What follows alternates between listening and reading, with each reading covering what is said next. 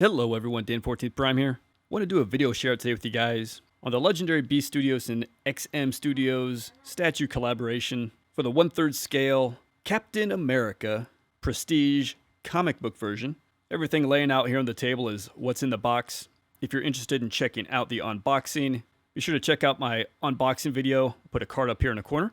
In this video here, I'm just mainly going to focus on my thoughts on the piece, as well as of course showing it off a bit. And again, the unboxing has, all this and more in terms of just close-ups and all the pieces and stuff like that. So just giving you a bit of overview here fairly quickly. Just a couple things I really want to point out here that need some verbalization versus the unboxing. Two torsos, right? Right there's your main piece, and these are the main pieces that go with that torso. You can put the shield on his back, which is what this piece is here, the star piece. Or you can go shieldless, which is the regular star. Of course, both the arms work there. And then he has a right arm shield piece. Notice how it's nice and clean. Point that out. Right arm shield piece. That's mainly for this torso. Then over here, you get the pointing torso. And again, here we get another shield piece. This one is left arm. And hopefully you can notice at least there's a bit of dirt and grime on this one, particularly on the white. So they've made them a bit different in that regard. Again, left hand. And of course, the finger point. That's mainly how they're meant to be configured. If you watch me unboxing, you can do some odd things like even go double shield on that one. But I wouldn't recommend it because there's kind of some different sized keyholes. And though the smaller ones might fit in some slots, they might not hold well, and they certainly don't fit. They can be a little bit gappy. So just a bit of a heads up on some of those swap outs that you can do. But a lot of configurations with this piece, definitely, with all of the different arms, the two torsos, and of course, the two head sculpts. Okay, let's start to jump through the pieces here, and I'll put it together and kind of review as I go. Starting off with the base here, see how long my little turntable holds up, but I think it's fantastic. It really fits Cap. It's almost like a faux bronze sort of look. Got a nice weathering across it. It's lined with all these stars all across the bottom. Kind of has like a brick effect on top of the lower piece, and then the very top, as you'll see as we go up, it's almost sort of like a black top kind of look. The big eagle head, I think that's just great. It sort of fits just the overall Cap American sort of theme. The eagle head's got some weathering on it as well, especially on the top that you'll see. So I think this looks very great. It fits this overall just prestige, as they even call it, but museum sort of style. So personally, I really like the base. I think it's a good footprint as well. It doesn't eat up a lot of space, but provides some nice elevation to increase the presence of the figure. So pretty happy with it. One thing I'll point out here, just to give you the top side of the base, again, is this sort of what I'll call black top sort of look to it. He's got one peg, as you'll see in the unboxing, for the left foot going down. And though there's a hole in the base where you think there'd be also a peg for the... Let me just pause it here. So the peg is here, and there's a hole here. Or maybe they thought they were going to use a peg, but only went with one peg. But it does provide you some flexibility for like how angled you actually want him to be positioned, which is pretty cool. But again, there's that hole, so you don't have unlimited sort of range to play there, but a little bit. Personally, it would have been a bad idea for me if they would have just at least short pegged that one, just to increase the stability.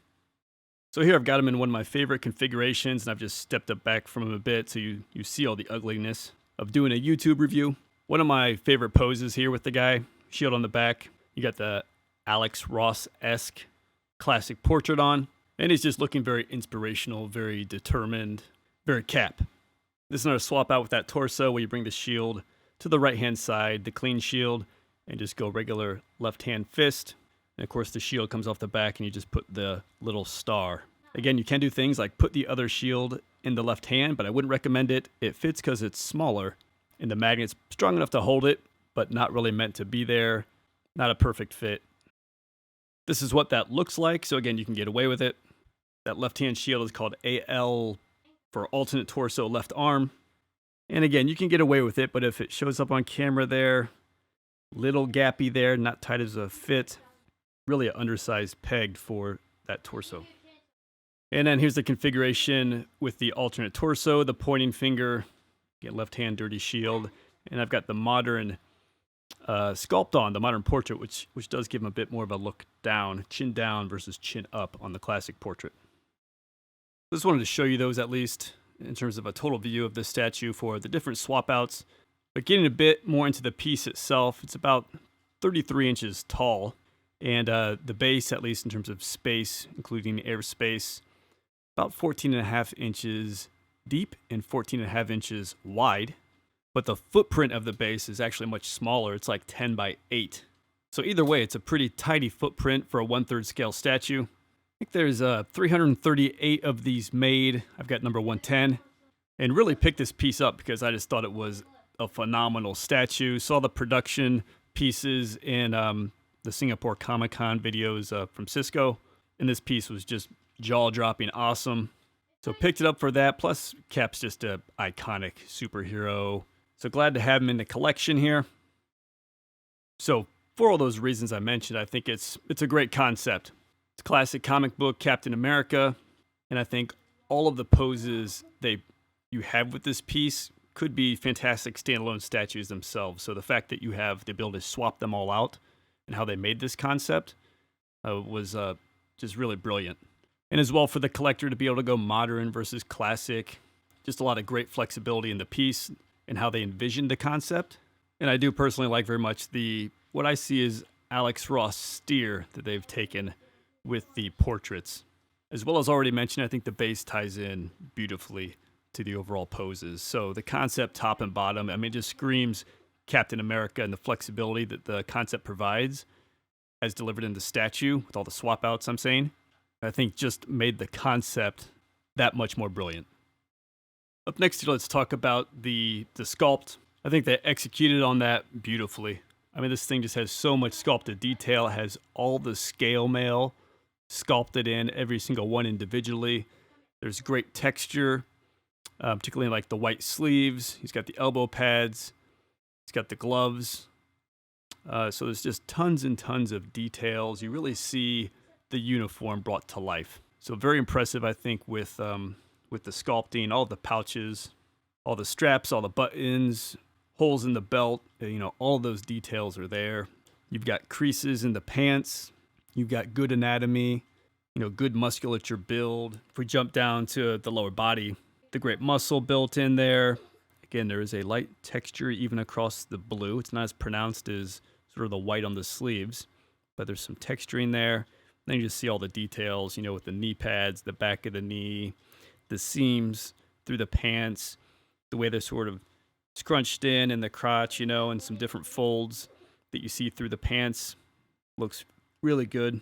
And then Cap's signature boots. I think they did a nice job. It's more of a contemporary take, I would say, but definitely still comic book. But they're the classic red, but a lot of just shading and wear effect in there. A lot of dirt look. It's the heaviest there than really anywhere else on the figure. And it just looks like worn out old leather boots. So I think it's a good way to do it. But look, just all of the shoelacing, all of the buttons, all of the eyelets, all sculpted in. And all of that kind of like just leather sort of panels through the boot, all sculpted in as well. And a nice black leather bottom. So yeah, sculpt I think is really very, very good. It's a strength of the piece. So next up, let's talk about the paint. I think overall it's good. Do have some nits here that I can call out. First of all, I think color. I like it. I'm happy with it. It's definitely all darker shades of everything. Darker shades of blue, darker shades of red, and even the white, looks very, let's say, at least worn, if not more of like a lot of gray in it. So it's fine. I mean, it's more of a contemporary comic book color scheme, I would say, but I really have no complaints about it. In terms of the shading, let me jump there, pretty good. It's not heavily or overshaded. It's certainly not undershaded. So I think they found the right balance. They've shaded well the anatomy, where you expect to find muscles and accents and just to pop the details. I think all of that has been done really well. And I'd say the shading overall just helps provide some of that wear and worn effect and look to it. And personally, I like it. I think it's a good balance. So last thing for paint here, and I saved it for last because I want to talk about it a little bit, be a little critical. It's kind of like the line work and the fine details. I'm kind of freehanding here. Excuse maybe some shakiness that you'll see, but You know, just some of the fine line work. So here's the belt buckle, right? And these are sort of the whatever latches, whatever you call them. A lot of black sloppiness kind of coming across the top, which is the black from the belt. You know, so it doesn't really look like it's meant to be worn. It looks like just top black paint from the belt. Little sloppy there. Come up here, maybe hard to see, but on top of the buckle towards the very back where it meets the torso, which, yeah, is a tough line spot. But again, if you're trying to be one of the better 1/3 scale pieces and compete with the prime ones, you got to nail this stuff.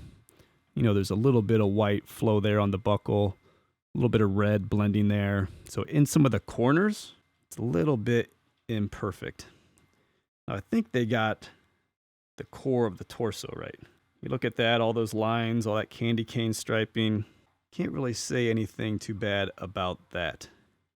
I think that all looks pretty tight. You see a lot of the nice shading and wear through there as well. But, you know, just give you another example area. Might be tough. A lot of white going on here. But here at back of the glove, I mean, clearly some white and red has kind of come together, and it's, you know, a little, I don't want to call it pink, but whatever, let's call it pink. Kind of like on top of the back of the sleeve there. And this arm was the same. I don't have it on right now, but you can see there it's a little bit better. Start to come over here, start to see a lot more white. That should probably be that darker red. I don't know why that darker red wouldn't carry onto the back. I think it's where the paints are starting to kind of come together. Places like that, you can definitely see where they do some spots better than others right there. The shield arm, pretty tight. Looks good there. So again, just places like this where you see the lines are not 100%. Would it stop you from buying the piece? No, it's not a deal breaker. You step back even a foot, you don't see any of this stuff. But when you're just kind of inside critiquing and saying, okay, how would it look? How does it line up against my prime ones? You know, I've noticed some of the little things like that. And let me just show you here, I mean, the portraits. I do like them, like I said. It's a big, strong-looking cap, strong facial features. It, again, reminds me of Alex Ross' portrait I've probably mentioned already. There's good detail sculpted in there. You know, you just see the cheeks, you know, across the face there. There's even like crow's feet kind of inside the mask there, because he's got a little bit of squint to the eyes. That was sort of one thing I noticed is, man, the eyes, maybe they're a little small, but he's got a squint. Because I've noticed just as I've been, you know, doing these videos and things that, you know, the way the mask sort of comes out and can shadow back into the eyes, plus the eyes are kind of set back, of course, and squinting. Sometimes it's just dark in there. It can be a little bit hard to see them.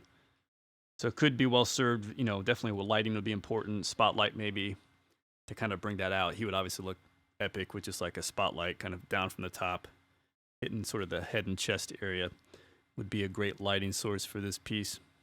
And then here the more contemporary look, like the nice chin strap. I mean, that's all those tight lines all through there, right? Nice black chin strap, silver buckle. That does look very good there. So where it's important, they nailed the lines. There's just some areas that I was nitpicking. Like this portrait. I mean, this modern one's cool. I like the head down a little bit, so I like how they mix it up. Classic, sort of looking up, sort of off into the distance. This one is sort of looking down, looking right at you. It works well with the point pose because of that as well. I like the skin texture too. Looks good, man. Nice muscular sort of jaw and face and everything. Good skin tone. You know, thin light lips, but that's all right. They're there. They're shaded a bit differently. They still show up pretty well. So yeah, dig the portraits. I think they're both pretty darn good. There you have it, guys. A little share out on Legendary Beast Studios and XM Studios collaboration, 1/3 scale comic book Captain America. I'm as impressed still in hand as I was just seeing it in those Comic-Con videos when my jaw like hit the freaking floor. I just think it's a phenomenal concept. Fits Cap perfectly. Love all the flexibility they built into the piece. So I like having all the different options, even though it means you got to kind of hold on to some extra pieces and store some things. Sculpt, I think, is top notch. Really, there's no detail not sculpted into this thing, all the way from, you know, belt buckle holes to boot eyelets and a great anatomy and physical presence to the piece, as well as, you know, some really great portraits, I think. So definitely strong on concept and sculpt. Paint, very, very good. You know, the things I nitpick are fine details. At the same time, on a piece like this, at the price, you know, and at what they're trying to deliver, I would think they would say they would want to get that 100% right. At least in the areas like, the belt buckle, the top of the buckle, and the latches, what have you. Errors on the top of the glove seam and things like that are even less noticeable. But front of the figure like that, you want to be 100% perfect. But it's a small nit when you package it up with overall, I think, a good color choice and color scheme with the shades that they've chosen and also the shading that they've done to accent the sculpt and detail and just sort of wear out the piece a little bit and bring about the highlights. So yeah, I'm psyched for it. Happy to have him in the Prime Pyre. If you enjoyed the video or it's helpful, please like down below, comment, subscribe. All that helps the video, helps the channel out very much. You can also check out below any of your shopping needs, collectibles or otherwise, Sideshow, Amazon, eBay. Links down in the description below. Anything you buy through there just supports the channel at no cost to you. So thanks very much for that. I do appreciate it. All right, guys, be sure to check out the unboxing that couples up with this video. Thanks for stopping by to hear my thoughts on the piece. And I will see you next time.